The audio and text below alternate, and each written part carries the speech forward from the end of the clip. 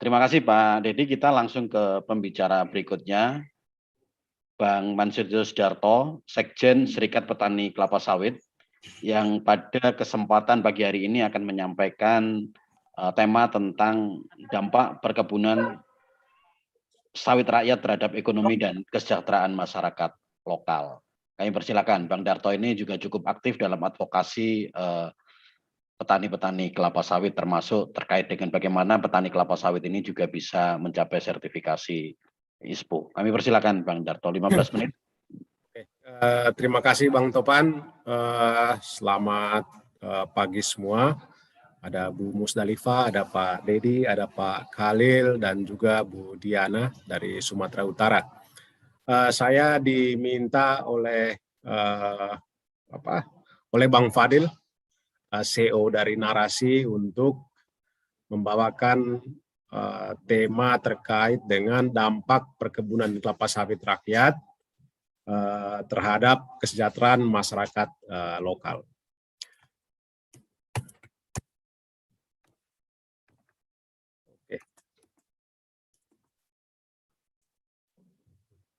Ya, pertama kita di Indonesia itu kurang lebih ada 4 tipe petani. Ada yang scheme smallholders atau yang biasa kita sebut dengan pola inti plasma, kemudian ada independent smallholders, terus kemudian ada juga yang ketiga, saya sering sebut itu petani plus-plus, karena mereka punya plasma, mereka juga punya kebun swadaya. Dan kemudian ada juga sebenarnya model lain, yaitu independent supported smallholders, di mana para petani ini diproduksi oleh penguatan oleh pemerintah daerah. Misalnya tanah, kemudian itu juga tenaga kerja oleh petani, dan juga proses pendampingan itu dilakukan oleh pemerintah daerah. Kalau kita sebenarnya melihat soal proses transformasi, kalau kita mau melihat sawit ini nanti dengan aspek-aspek soal kesejahteraan, pertama itu ada proses politik di sana, kemudian ada izin sawit, terus kemudian masuk ke lokasi yang dikelola oleh masyarakat. Itu sebelumnya mereka mengelola ladang, ada juga masyarakat itu sebelumnya ada masyarakat adat, terus kemudian ada juga model asimilasi, yaitu melalui proses program transmigrasi yang diinisiasi pada tahun 80-an, dan kemudian masyarakat ini bertransisi ke mengelola kelapa sawit. Dalam konteks ini ada yang bermitra, kemudian ada yang mengolah secara mandiri. Nah, tetapi di dalam presentasi saya ini saya akan lebih banyak menjelaskan soal bagaimana dampak sawit itu terhadap kesejahteraan petani sawit mandiri atau petani swadaya. Kalau kita lihat Bapak dan Ibu semua, kalau kita mau mengkaitkan soal perkebunan sawit rakyat dan juga kesejahteraan para petani sawit di pedesaan, tentu kita mengaca pada hal yaitu kebutuhan pokok. Kebutuhan pokok itu adalah sandang, pangan, papan. Tetapi juga ada aspek penting lainnya, yaitu ada pendidikan dan juga kemudian ada aspek lingkungan. Kenapa ini penting? Menurut saya para petani itu, anak-anak mereka juga pasti menginginkan anak-anak mereka punya pendidikan yang bagus dan sebagainya. Pertanyaannya adalah, kalau misalnya untuk sandang, pangan, dan juga papan, dan juga kemudian pendidikan anak, yang secara normatifnya itu sebenarnya atau ideal ya, itu anak itu harus 2. Pertanyaannya itu adalah harus dipenuhi oleh berapa hektar lahan sawit. Kan itu pertanyaannya. Tetapi kalau di sektor sawit itu adalah faktor pendukung untuk mencapai kesejahteraan para petani sawit itu mengacu pada beberapa faktor. Ada faktor luasan lahan, dan juga yang kedua itu adalah aspek harga TBS, dan juga yang ketiga yang mungkin saya lupa tulis di sini itu adalah bagaimana kemudian pengelolaan sumber daya yang lain selain sawit. Jadi ada petani cross commodity yang mungkin mengelola sawit, mungkin mengelola palawija, mungkin mengelola kakao, jagung, dan sebagainya. Kemudian kalau kita lihat sebenarnya karakteristik atau tipologi para petani sawit di daerah itu dengan menggunakan tadi, ada petani yang memang hanya mengelola komoditas sawit itu secara tidak mengelola komoditas lain, hanya mengelola komoditas sawit itu. Tapi ada juga petani sawit di daerah itu yang mengintegrasikan 2 aspek itu. Ada sawit, kemudian ada lahan pangan. Dan tentunya karakteristik kesejahteraan mereka ini sangat berbeda. Para petani sawit yang hanya mengelola kelapa sawit sangat bergantung besar terhadap harga sawit.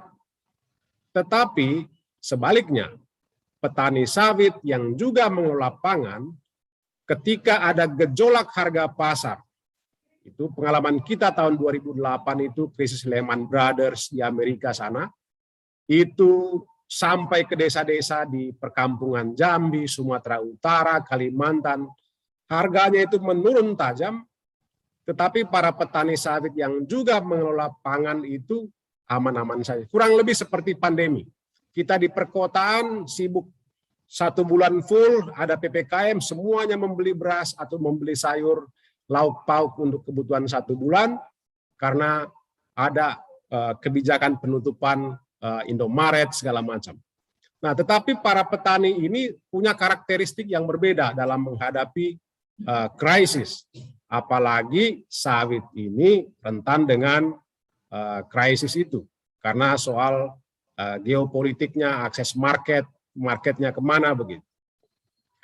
Tetapi untuk para petani sawit misalnya, yang hanya mengelola kelapa sawit, uang yang dihasilkan dari hasil produksi itu untuk membeli kebutuhan pokok secara maksimal. Semua kebutuhan pokok rumah tangga itu diperoleh dari hasil uang sawit. Dan juga untuk kebutuhan-kebutuhan kebun, misalnya beli pupuk dan lain-lain. Dan juga termasuk pendidikan anak. Tetapi untuk petani yang cross commodity, mereka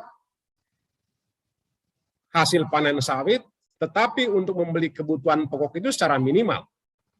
Petani yang punya lahan pangan, padi ladang, mungkin tidak beli beras, atau mungkin tidak beli sayur, tetapi mereka cukup membeli lauk pauk yang ada, ataupun kebutuhan seperti pakaian atau segala macam, dan juga tentunya pendidikan anak. Nah, dari tipologi ini tentunya punya punya tingkat kesejahteraan yang berbeda dan punya daya tahan yang berbeda juga.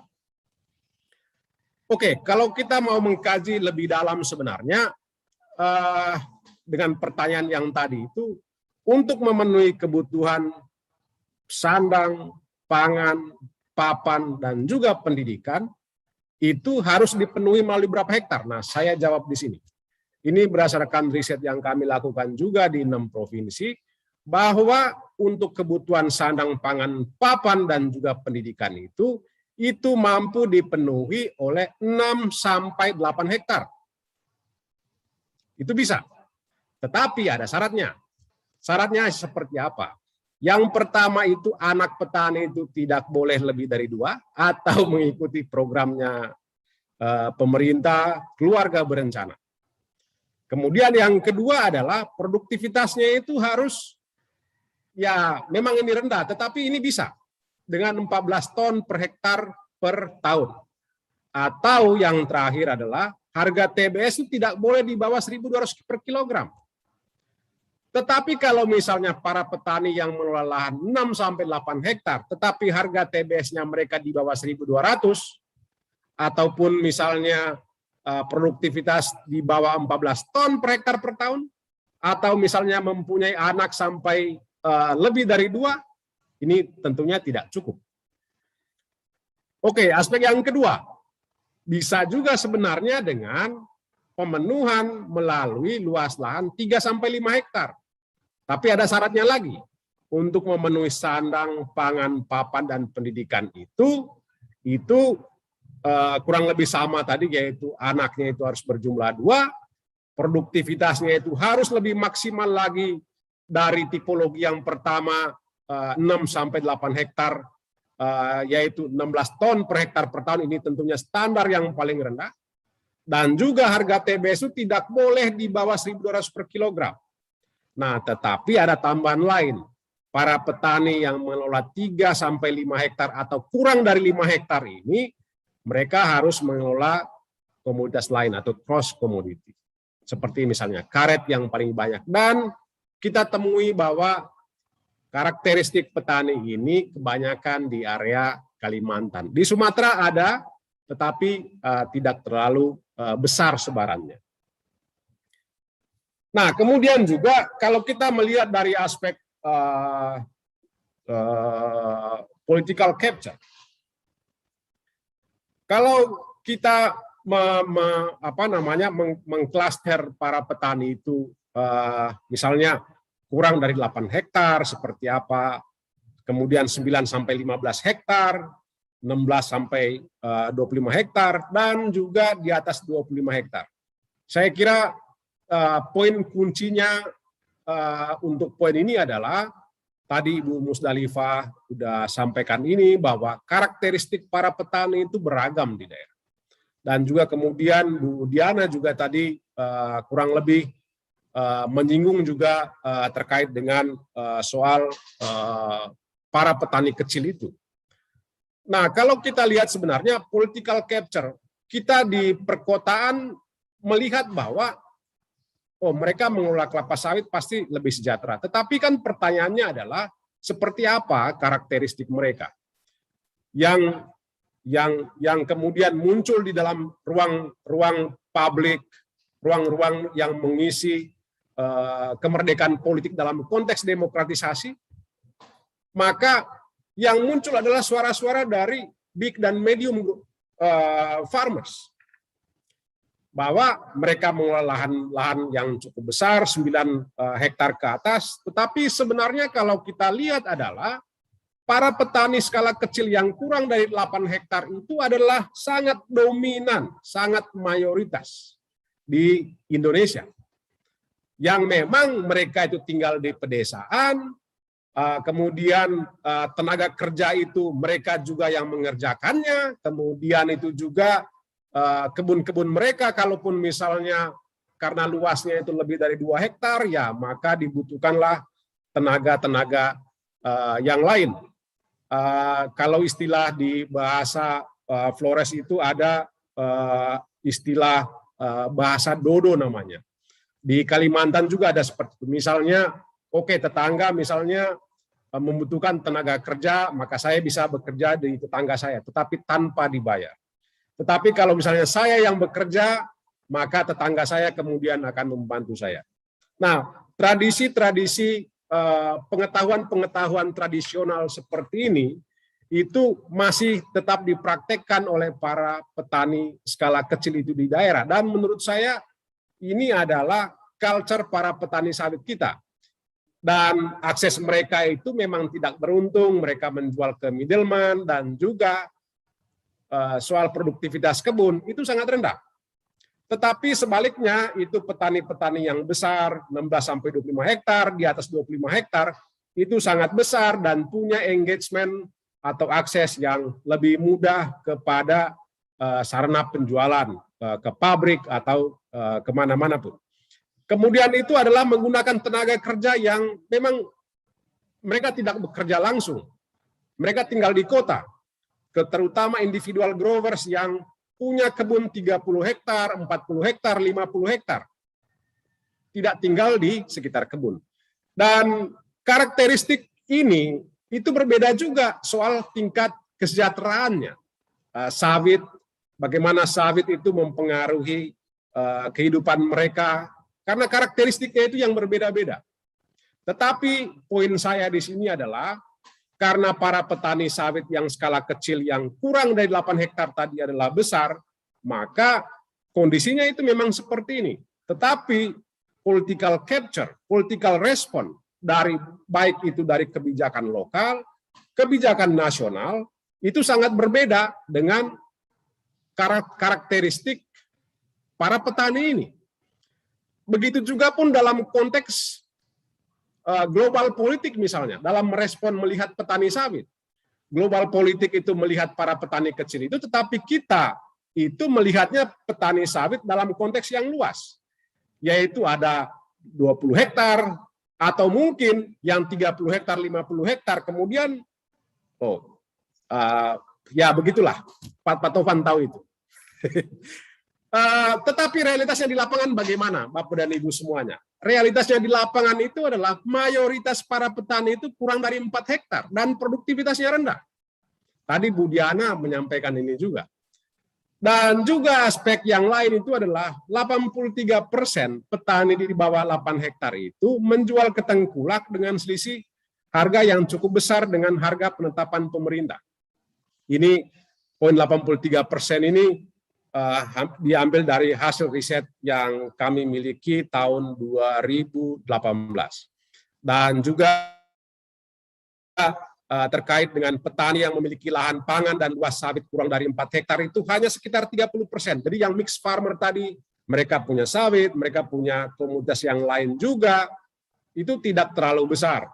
Jadi masih dominan yang 70% yang hanya mengelola kelapa sawit. Berarti sebenarnya adalah ketergantungan para petani sawit terhadap harga sawit itu sebenarnya cukup tinggi, dan wilayah sebarannya itu ada di wilayah Sumatera, dan juga harga TBS yang fluktuatif. Saat ini memang harga TBS itu sekitar Rp3.000 per kilogram. Tetapi ada hal yang perlu kita dalami di sini terkait dengan karakteristik petani, tapi nanti saya akan jelaskan itu. Terlepas dari bagaimanapun keadaannya, seperti apa mereka tidak skala kecilkah, atau kemudian mereka hanya mengolah kelapa sawit kah, atau seperti apa. Tapi poin penting di sini adalah aspek kemitraan. Aspek kemitraan itu menjadi poin kunci. Oke, mereka tidak punya lahan pangan, kemudian harga TBS itu terus fluktuatif. Tetapi kalau misalnya para petani kecil tadi bermitra dengan korporasi perusahaan sawit, tentunya loss income yang tadi 20-30% itu tidak akan terjadi.